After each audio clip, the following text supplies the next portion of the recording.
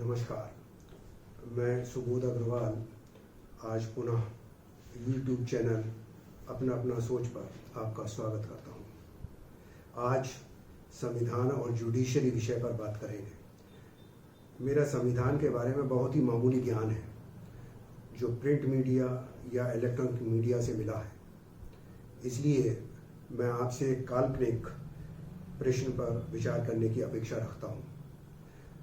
1949 में लिखा और 1950 में लागू संविधान में मूलभूत परिवर्तन कोई सरकार करना चाहे तो क्या संभव है?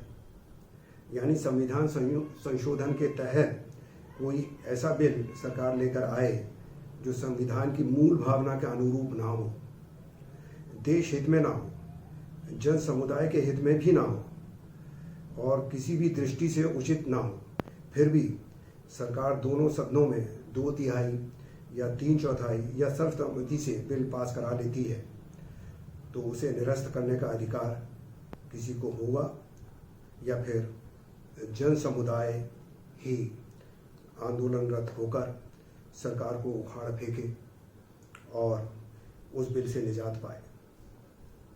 क्या उच्चतम न्यायालय उसे निरस्त करने का अधिकार रखता है?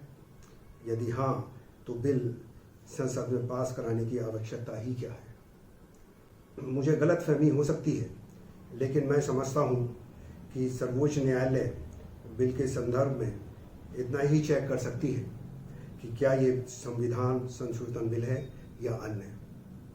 यदि संविधान संशोधन बिल है परंतु उसे अन्य बिल की भांति ही पास कराया गया है, तो उसे संविधान संशोधन के नियमों का पालन करने का आदेश दे।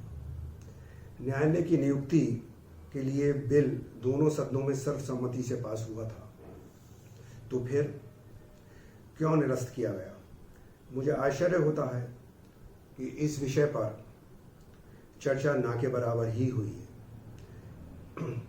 मैं सीनियर सिटीजन से जुडिशियल रिफॉर्म के संबंध में विशेष रूप से विचार करने का अनुरोध करूंगा।